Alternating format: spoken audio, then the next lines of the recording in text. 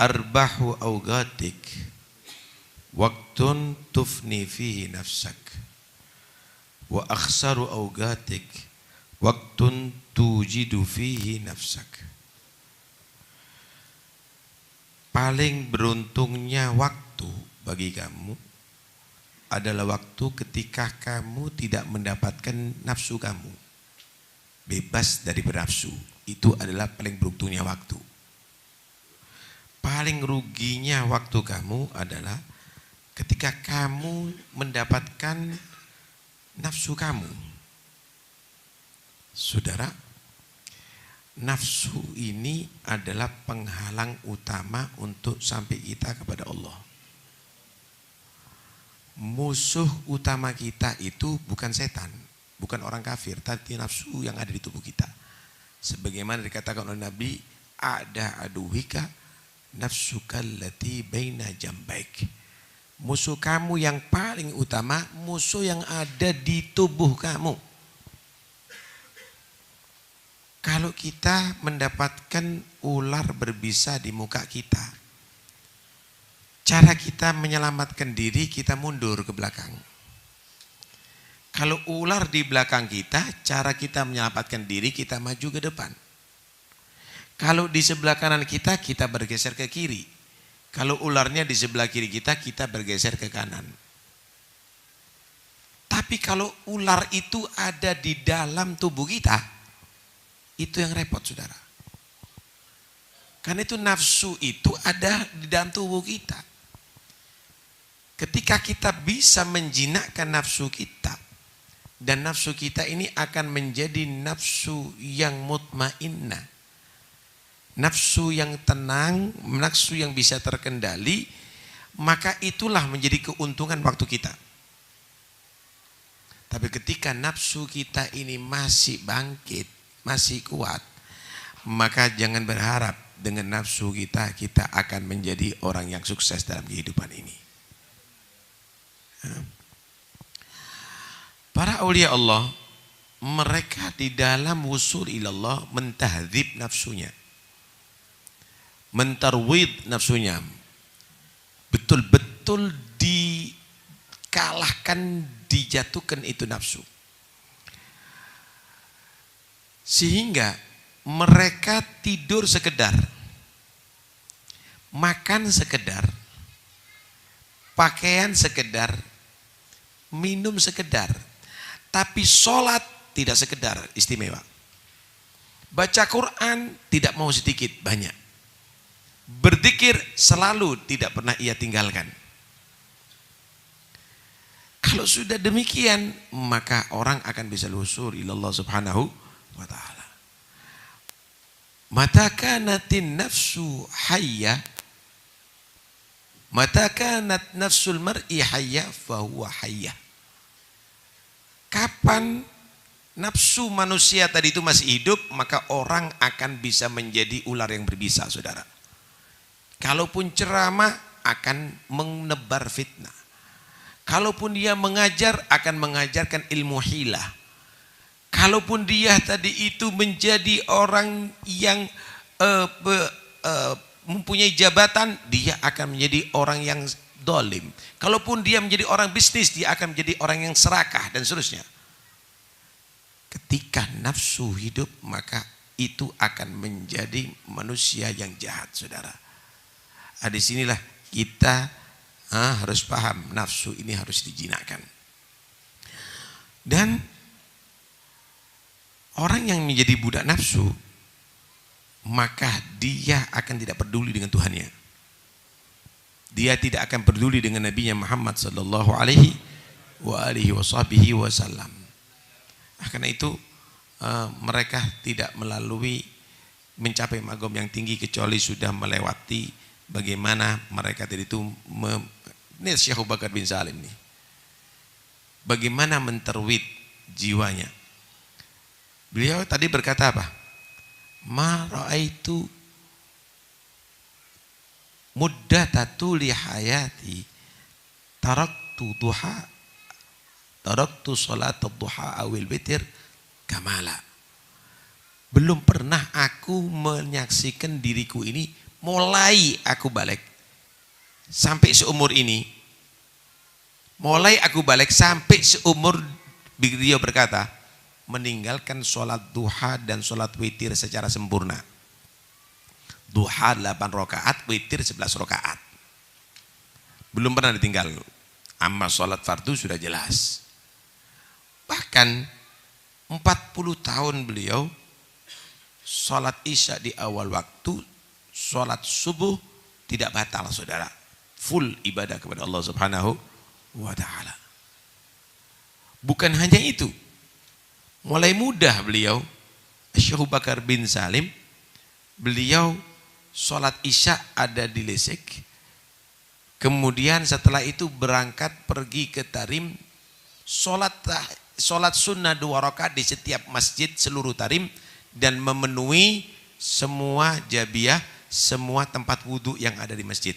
Waktu itu belum ada pompa, dipenuhi oleh Syekh Abu Bakar bin Salim. Itulah yang membuat beliau sampai kepada Allah, karena nafsu benar-benar ditaklukkan. Kalau kita manja ya, kita manja nafsu kita. Kita mau rohah, udah kita lupa, kita masih rekreasi lagi. Udah kita masih makan yang nikmat lagi, terus begitu. Nafsu selalu kita manja. Akhirnya ya menuntut kita untuk diikuti dan tidak peduli dengan ajaran Allah Subhanahu wa ta'ala. Man lam yuhafid 'alal ugat lam yaslam minal afat. Wa man waqa' fi zallat istahaqqa tabi'at. Siapa orang yang tidak menjaga waktunya, tidak dikawal nih waktu, ya senang dengan lupa, bahkan senang dengan maksiat kepada Allah, maka tidak mungkin orang itu akan selamat dengan dari afat, daripada segala penyakit. Penyakit zahir ataupun penyakit batin. Dan siapa orang yang telah terjerumus dalam kesalahan, berarti dia berhak untuk mendapatkan azab dari Allah Subhanahu wa ta'ala. Saudara, umur kita ini berharga loh. Kalau kita hidup di atas dunia, masa kecil itu adalah menjanjikan untuk masa remaja, masa tua, masa remaja, masa muda. Kalau kecilnya giat belajar, berarti masa mudanya jadi alim. Masa hidup di atas dunia ini kalau kita jaga waktunya untuk ibadah dan taat, berarti akan menjadi orang yang berbahagia setelah keluar dunia. Ketika di masa kecilnya dia buat main-main aja, berarti masa depannya dia akan menjadi orang yang bodoh, orang yang rugi, tidak bernilai. Ketika hidup di atas dunia ini dibuat lupa kepada Allah, apalagi maksiat kepada Allah, berarti masa depannya dia dalam keadaan sengsara dan diadab oleh Allah. Karena itu Allah berpesan, ya ayyuhalladzina amanu taqullaha wal tanzur nafsum ma qaddamat lighad. Manusia, takwalah kepada Allah. Pikir yang kamu sudah lakukan untuk masa depan kamu akhirat itu apa? Mau maju ke akhirat dengan sholat sunnah seberapa kita? Dengan menghatam Quran berapa kali? Dengan berzikir berapa kali? Dengan dosa yang kita lakukan. Dengan hati yang penuh cinta dunia, hegit, ghadab, hasud, dan lain-lainnya. Apa yang kita persiapkan untuk akhirat kita? Pikirkan baik-baik. Persiapan apa? Anak-anak kamu udah menjadi ahli sholat berjamaah. Anak-anak Anda sudah ahli zikir. Sudah Anda didik baca ratib. Sudah Anda didik baca wirid. Apa yang kita ajukan? Kalau kita mati ini apa yang kita andalkan? Pikir baik-baik. Karena itu jangan dibuat kehidupan di atas dunia ini untuk hanya kita memuaskan nafsu kita. Innama ra'su malikal umru fa'murhu bi fi'lil jamili wal makrumati. Umur kamu itu modal kamu untuk mendapatkan keberuntungan akhirat. Bodoh sekali kalau dikasih modal kemudian dibuat poya-poya. Bodoh sekali dikasih umur sekian puluh tahun ternyata isinya lupa.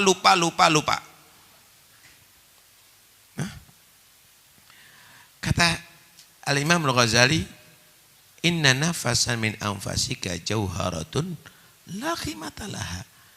1 detik waktu kamu itu permata yang tidak ternilai, saudara.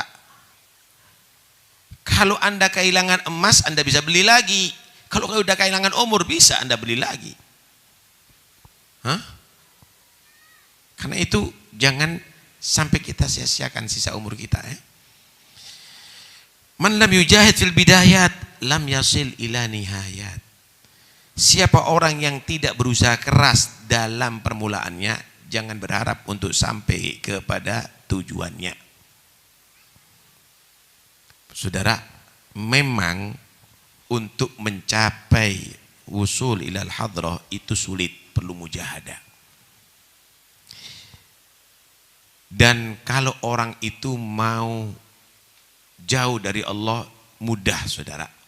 Sama dengan orang yang naik gunung, menanjak lagi gunungnya, perlu tenaga kuat, perlu payah.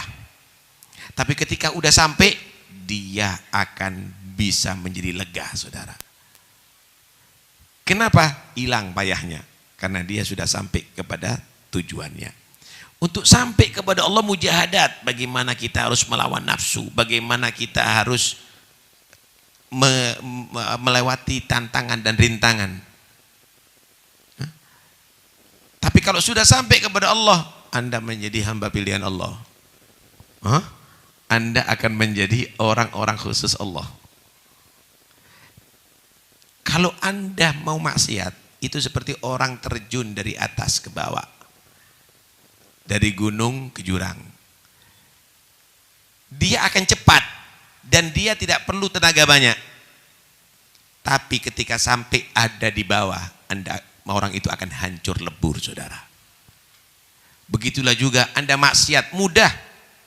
Nggak perlu Anda melawan nafsu. Anda berbuat dosa, mudah. Tapi ketika sudah sampai ajal, maka disitulah adab Allah yang pedih akan dirasakan, saudara. Karena itu, kita hidup di atas dunia ini perlu mujahadat. Walladzina jahadu fina lanahdiyannahum subulana. Orang berusaha, maka Allah akan bantu nantinya. Dan wajahid tusyahid taghnamul wa'da bil huda hudan nasu fil ankabuti bi ayati. Ketika kamu tadi itu berusaha, Allah sudah janjikan kamu akan sampai kepada Allah. Kamu akan sampai kepada Allah Subhanahu wa taala. Tapi ketika tidak ada usaha, jangan berharap. Makom itu, derajat di sisi Allah bukan gratisan. Tapi Allah Subhanahu wa taala menjanjikan kepada orang yang berusaha, saudara, untuk sampai ke sana. Tinggalkan semua maksiat. Berbuatlah perbuatan taat, maka Anda akan menjadi orang pilihan Allah Subhanahu wa taala. Habib Abdullah Al-Haddad menggambarkan begini. Orang ahlu taqwa, orang ahlul ilmi wal ma'rifah di antara hamba Allah yang lain ini ibarat orang dalam satu pemerintahan. Pemerintahan tadi itu melantik beberapa orang-orang khusus. Dijadikan orang-orang khusus, kasih jabatan khusus. Maka dia akan dijadikan ahlus sir, yang pegang ke rahasia pemerintahan.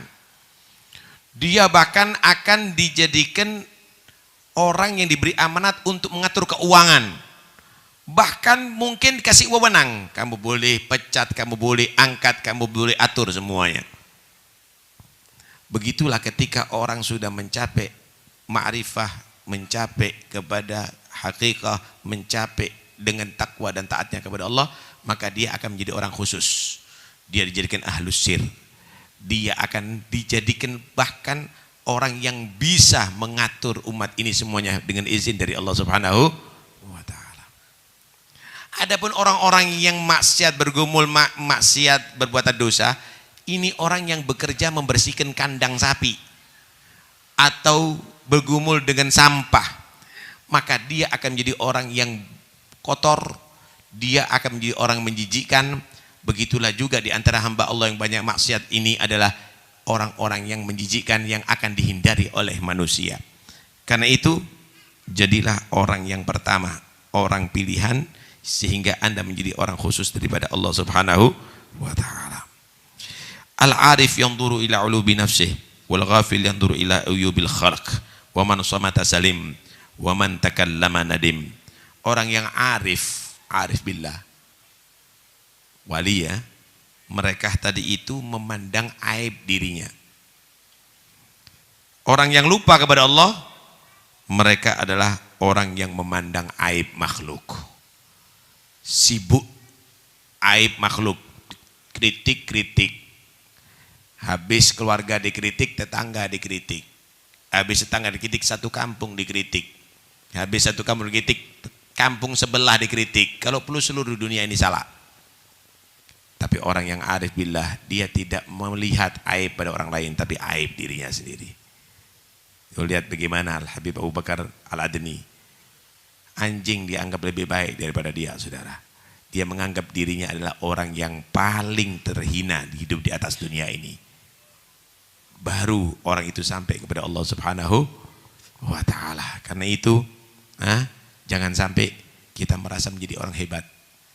Kapan kita menjadi orang hebat, maka kita menjadi ujub. Isti'adhamun nafas, isti'adhamul amal. Merasa dirinya hebat, merasa amalnya bagus. Al-ujbu ya'kulul hasanat kama ta'kulun narul hatab. Saudara, kalau ada sarung yang harganya sangat mahal, tapi kalau sudah terbakar, maka tidak bernilai, saudara. Lemari, rumah yang mahal terbakar, jatuh harganya. Haji Anda, umroh Anda, sedekah Anda, wirid Anda, bacaan Quran Anda, amalan Anda, semuanya. Kalau Anda ujub, merasa hebat, maka terbakar itu semuanya, enggak bernilai, saudara. Karena itu jangan sampai Anda beramal hasilnya sia-sia. Jadilah orang yang tetap tawadhu kepada Allah. Jadilah tetap menjadi orang yang merasa bersalah dan berdosa kepada Allah. Mudah-mudahan kita bisa mengamalkan nasihat daripada Syekh Abu Bakar bin Salim ini, dan mudah-mudahan insyaallah berkah Syekh Abu Bakar bin Salim, Allah Subhanahu wa ta'ala jadikan sisa umur kita makmur dengan taat. Allah jaga daripada segala bentuk maksiat. Mudah-mudahan anak-anak kita jadikan anak-anak yang salihin. Mudah-mudahan mereka dijadikan anak-anak yang bisa membahagiakan kita dunia sampai akhirat. Dijauhkan daripada segala merusak akidah mereka, merusak akhlak mereka, merusak ibadah mereka. Dan mudah-mudahan insyaallah kita jadikan khairu khalaf li khairi salaf, sebaik-baik generasi yang mengikuti jejak daripada salafus saleh. Dan mudah-mudahan insyaallah kita semuanya akan dijadikan hamba yang beruntung, mulia dunia sampai akhirat. Wassallallahu ala sayyidina Muhammad wa alihi wasallam walhamdulillahi rabbil alamin.